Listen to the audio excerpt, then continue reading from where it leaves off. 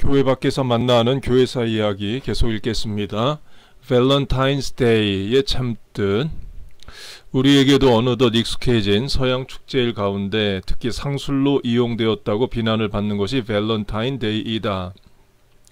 1년에 단 한 번 여성이 남성에게 사랑을 고백할 수 있는 날로 알려진 밸런타인스 데이는 말 그대로 하자면 발렌타인, 성인의 축일이다. 얼핏 보면 기독교와 관계가 깊을 것 같지만 그 역사를 거슬러 올라가면 이교 풍습에서 비롯된 것임을 알 수 있다. 지난 시간에 말씀을 드린 대로 이교 풍습을 기독교화 한 것들이 있습니다. 이스터 에그, 부활절에 계란 주고 받는 거, 그리고 부활절에 그 상점에서 토끼 파는 거, 크리스마스 트리 장식하는 거, 원래 기독교의 것이 아니죠. 그러나 기독교회가 적극적으로 받아들여서 기독교화 한 겁니다. 주전 4세기 이후 로마에서는 해마다 루페르크스라고 하는 신의 제전이 열렸다. 이 제전에서 젊은 남자들은 연인이 될 사람을 찾기 위해 제비를 뽑았다. 10대의 처녀들이 자신들의 이름을 적어 넣으면 그것을 남자들이 뽑는 풍습이었다. 여기서 맺어진 짝은 이듬해에 제전이 열리기까지 연인관계를 유지하며 지냈다. 여기서 눈에 띄는 것은 10대의 처녀라는 겁니다. 그러니까 과거로 갈수록 10대 후반에 결혼을 했죠. 그래서 이도령 18, 성춘향 16, 로미오 18, 줄리엣 16, 다 10대 후반에 결혼을 했습니다. 그렇게 보면 예수님의 어머니 마리아가 요셉과 약혼한 때도 10대 후반이라고 볼 수 있습니다. 그러면 그 10대 후반의 처녀가 성령으로 임신을 하게 될 거다라는 말을 듣고 주의 계집종이오니 뜻대로 하오리이다 라는 고백을 했다는 것이 이 마리아가 굉장히 훌륭했다라는 것을 알 수 있습니다. 마리아가 훌륭한 성도인 건 맞지만 그 로마 카톨릭이 하듯이 그렇게 우상시 할 필요는 없는 겁니다. 나중에 교회 당국에서는 이런 풍습을 용납할 수 없었다. 교회는 8세기 동안이나 지속되어 온 이 음란한 행사를 중지시키기 위해서 묘안을 짜냈다. 즉 루페르크스의 인기를 압도할 정도의 성인을 내세워서 사람들의 관심을 돌려놓겠다는 생각이었다. 루페르크스를 대신할 수 있는 후보로는 3세기 인테람나의 주교를 지냈던 발렌타인이었다. 발렌타인은 주교, 비샵으로 지내면서 당시 로마 황제의 명령에 순응하지 않는 행동을 했었다. 황제 클라우디우스는 군사력을 유지하기 위해서 병사들의 결혼을 금지시켰다. 결혼한 병사는 가족에게 관심이 쏠려서 제대로 전쟁에 나서지 못한다는 것이 그의 지론이었다. 발렌타인은 그런 황제의 의도를 알면서도 젊은 연인들이 찾아오면 결혼식을 올릴 수 있게 도와주었다. 클로디우스 황제는 그 사실을 알고 발렌타인을 체포하도록 지시했다. 왕궁에 끌려온 발렌타인은 오히려 황제를 개종시키려고 노력하다가 270년 2월 24일에 곤봉으로 두드려 맞고 돌팔매 당한 후 효수되고 말았다. 이제 군사력을 유지하기 위해서 군인들 결혼을 금지시켰다를 플라톤 때의 아테네로 하면 플라톤이 강조한 것이 형제애입니다. 남자와 남자 간의 우정 또는 뭐 애정인데 그걸 가장 극대화할 수 있는 장소가 전쟁입니다. 전쟁터에서 옆에 있는 동료가 죽었을 때 흥분하게 되고 자기 목숨도 내놓게 되려면 동료의 남자와 남자 군인 사이의 관계를 강조를 했어요. 그러다 보니까 그게 동성애까지도 이제 발전이 되기도 했습니다. 그래서 이성애보다는 동성애가 군대 내에서 조장되었던 때도 있었습니다. 마침내 교황 겔라시우스는 469년에 루페르크스의 축제를 불법으로 규정했다. 하지만 교황은 로마인들이 제비뽑기를 즐긴다는 것을 알고 있었기 때문에 그것만큼은 존속시켰다. 제비뽑기 상자에서는 처녀들의 이름 대신에 성인들의 이름이 담겨 있었다. 자신들이 뽑은 성인의 삶을 본받으면서 이듬해까지 지내라는 의도였다. 과거의 제비뽑기와는 성격이 완전히 다른 기독교 축제가 되고 말았다. 그리고 이 새로운 축일은 수호 성인 발렌타인이 주관하는 것으로 결정되었고, 그래서 그 이후로 루페르크스 제전이 발렌타인데이로 바뀌게 되었다. 그러니까 교회가 세상 문화에 대해서 적극적으로 나섰다는 거죠. 그러니까 교회와 문화, 세상, 교회와 문화의 관계를 여러 가지로 정의할 수 있습니다. 첫째는 교회와 세상이 적대적 관계에 있는 거예요. 그러니까 서로 인정을 안 하고 서로 공격적이고 하는 겁니다. 둘째는 교회가 세상 문화를 잘 받아들여서 기독교화하려고 노력하는 겁니다. 이때 조심해야 될 게 잘못하면 세속화가 될 수도 있고요.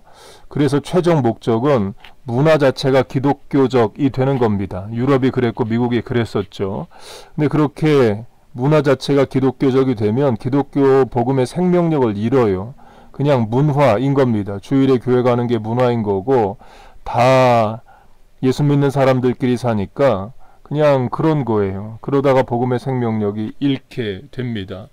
그래서 고난 가운데 있을 때 세상 문화와 기독교가 적대적 관계에 있을 때는 예수 믿는 게 너무 어려운데 신앙이 순수해지고 그런 사람들이 목표로 하는 게 아들이나 손자 때에 이르러서는 예수 믿는 게 합법화되고 자유화되고 문화 자체가 교회 가는 게 당연한 문화가 되기를 바래요. 그런데 그렇게 되면 또 복음의 생명력을 잃고 이런 것들이 또 일어납니다. 그래서 우리는 진짜 실력 있는 신앙생활을 해야 되는데 그 실력 있는 신앙생활은 좋은 날 와도 형통한 날이 와도 하나님 간절히 섬기는 겁니다.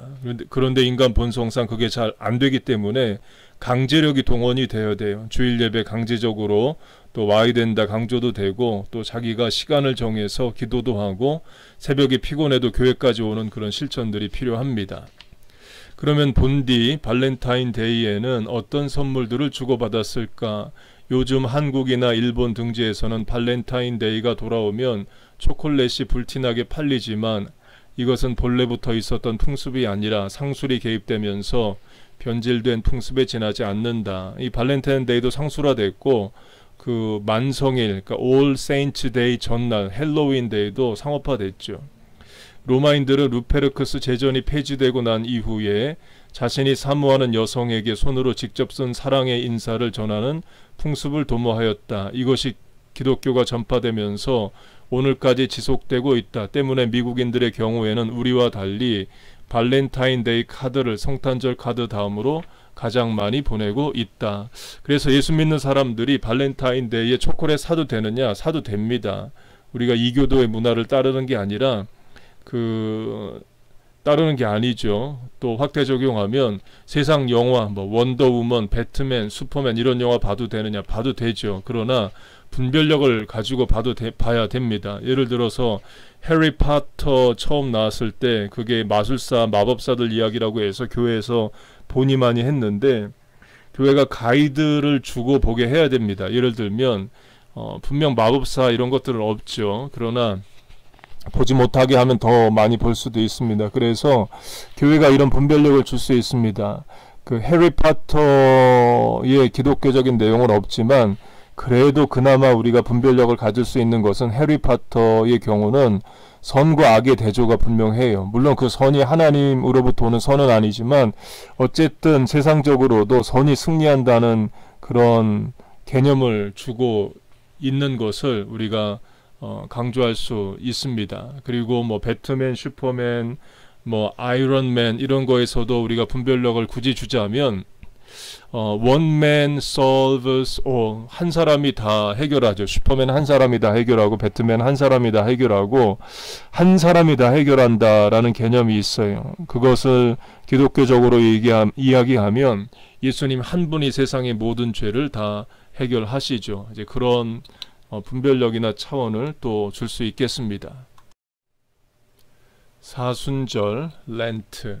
사순절은 어떻게 시작된 것일까? 사순절은 말 그대로 부활절을 앞두고 40일 동안 그리스도의 고난을 생각하며 매일 성경을 읽고 몸과 마음을 정결히 하는 절기이다. 그런데 요즘 교회들이 점차 커다란 의미를 부여해가는 이 사순절은 달력상으로 부활절로부터 40일을 거꾸로 헤아려서 사순절을 시작하지 않는다. 날짜만 계산할 경우 사순절 기간은 정확히 46일이 된다. 왜냐하면 평일 40일입니다. 주일이 6번 들어가게 되는데 주일까지 합하면 46일이에요. 초대 기독교인들은 주일을 예수님이 부활하신 기쁜 날이기 때문에 금식을 비롯한 금욕적인 생활을 했다. 때문에 사순절 기간에 포함된 주일은 금욕적인 생활을 금했다. 그러니까 주일에는 먹었다는 거죠. 때문에 사순절 기간에 포함된 주일들은 사순절 정규 기간에서 제외되었고 그 덕분에 사순절은 날짜 숫자로 46일이 되었다. 예수님 부활하신 날은 주일이죠. 그래서 every Sunday is resurrection day. 매 주일은 부활의 주일입니다. 사순절을 가르치는 렌트, L-E-N-T는 봄이라는 뜻을 가진 렌텐트, L-E-N-C-T-E-N-T라는 말에서 나왔다. 이 사순절 역시 부활절의 기원과 마찬가지로 이교의 신과 관계가 있다. 랭테는 다산을 상징하는 바벨론의 여신 아스타르테, A-S-T-A-R-T-E에게 바치는 제사를 준비하기 위해서 40일 동안 금욕을 하던 기간을 가리키는 말이었다. 이러한 사실을 알고 있던 기독교 지도자들은 이교적인 절기에 성경의 메시지를 부여함으로써 그 절기가 지닌 의미를 재해석하려고 시도하였다. 이제 확대 적용하면 그 야구 경기가 있죠. 야구 경기도 신앙적으로 굳이 해석을 하자면 야구 경기에 sacrifice, 희생이라는 게 있습니다. 희생 번트라는 개념이 있죠. 물론 스틸, 도루, 도적질이라는 개념도 있기도 하고 그렇게 이제 세상 문화나 세상 것들에게 기독교적 의미를 부여할 수 있는 만큼 또 해서 또 적용할 수 있겠죠. 그게 처음 예수를 믿는 분들이나 또 중고등학교 학생이나 청년들에게는 또 설득력이 있을 수 있겠습니다. 40이라는 숫자는 기독교와 밀접한 관계가 있었기 때문에 그런 교회의 시도는 어느 정도 설득력이 있는 것처럼 보였다. 예수님이 광야에서 받았던 시험 기간이 40일이었다. 그리고 모세가 하나님의 십계명을 받기 위해서 시내산에서 보낸 기간이 역시 40일이었다. 이런 작업에 로마 당국이 적극적이면서도 세심하게 개입해서 달력을 조정하였다. 그러나 당시 조금만 생각할 줄 아는 사람이라면 누구나 사순절이 아스타르트 여신의 축제로부터 비로운 것임을 알 수 있다. 아스타르트 축제를 기독교 절기로 만드는 작업은 그렇게 간단하지 않았다. 아스타르트 여신에 대한 숭배의 열기가 기독교의 사순절을 능가했기 때문이었다. 그러자 6세기 말경에서부터는 기독교 지도자들이 극단적인 조처를 취하게 되었다. 기독교 지도자들은 회유나 설득을 통해서 사순절을 지키게 하려던 전략을 바꿔서 모든 사람들이 의무적으로 지키게끔 만들었다. 아스타르트 축제는 강력한 저항에 직면했지만 그래도 사람들은 피와 폭력을 부르는 그 축제를 강행하였다. 사상자가 뒤따르자 교회와 아스타르트 축제를 고수하려는 사람들 사이에 절충이 여겨졌다. 순수한 기독교식 사순절이 아니라 기존의 축제가 어느 정도 가미가 되었고 여신에게는 다소 미묘한 위치가 부여되었다.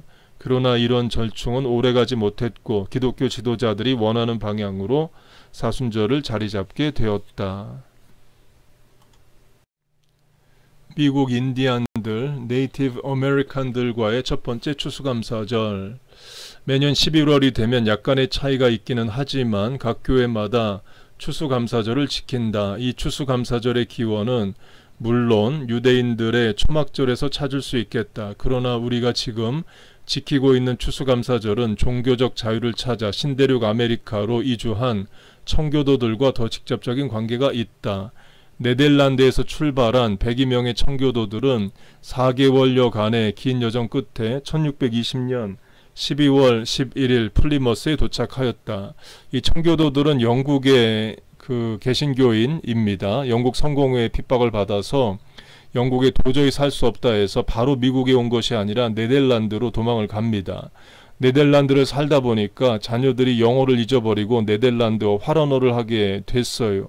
그래서 신앙을 지키고 영어를 지키기 위해서 신대륙 미국으로 오게 됩니다.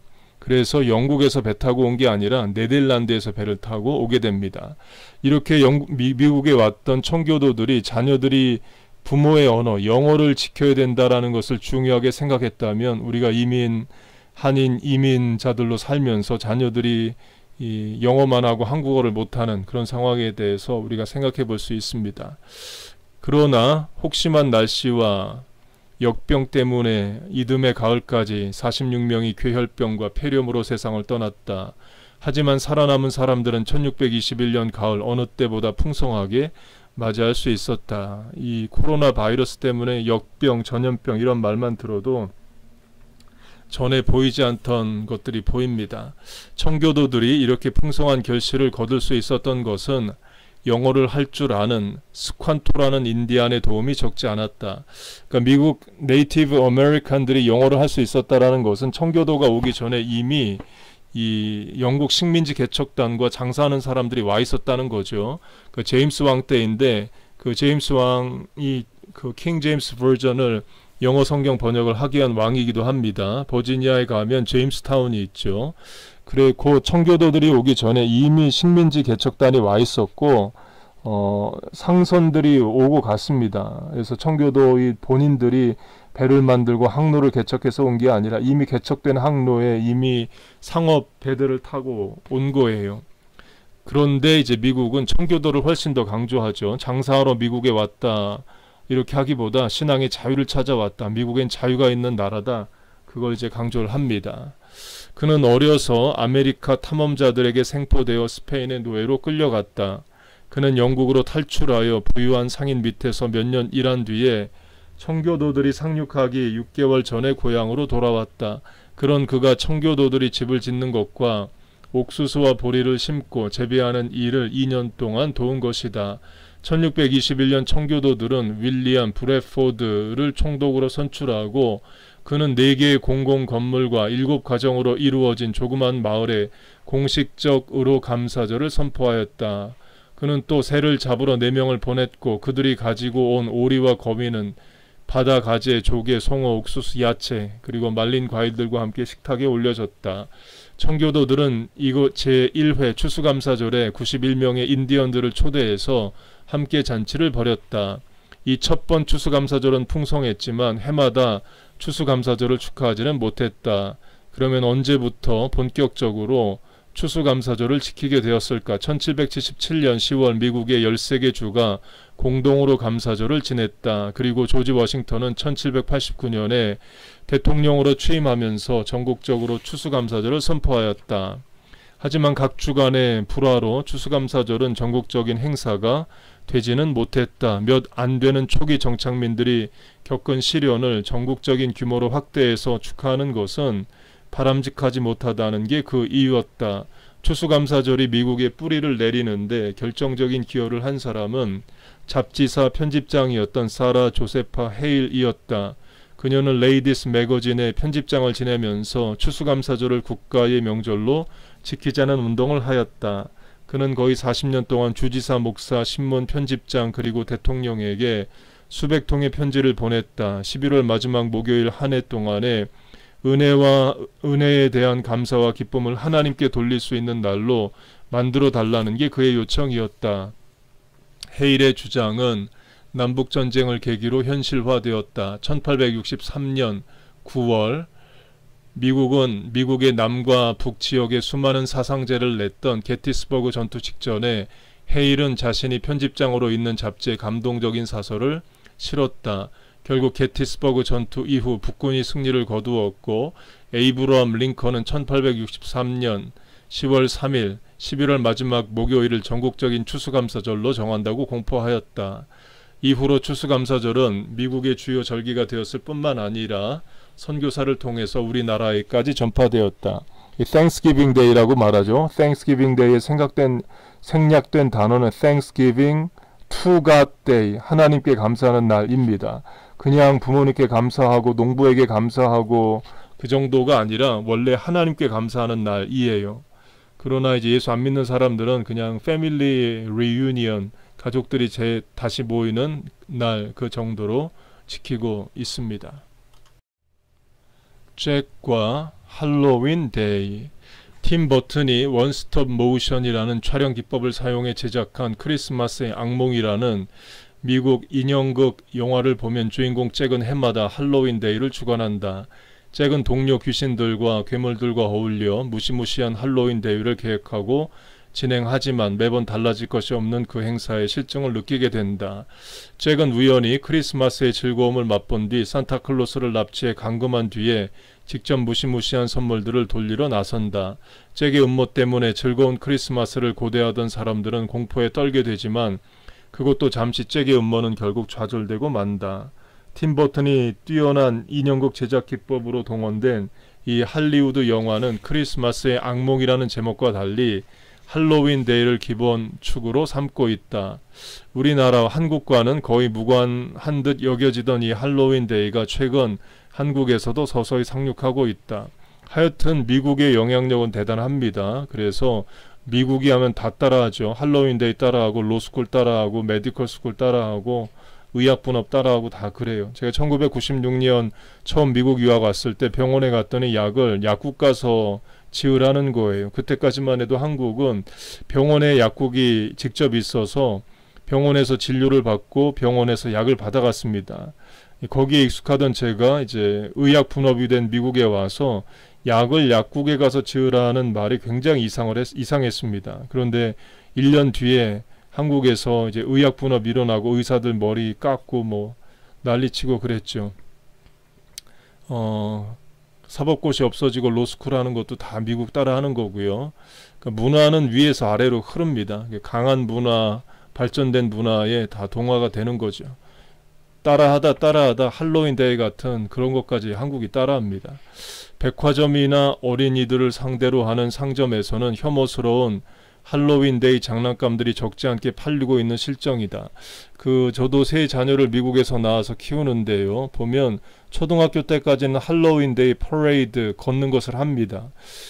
마귀 분장, 귀신 분장 하는 아이들도 있지만 주로 자기 민족의 고유 복장, 한복이나 또 이런 거 입기도 하고 인형극들 또 옷 입기도 하고 소방관 뭐 옷 입기도 하고 경찰관 옷 입기도 하고 주로 그렇게 합니다.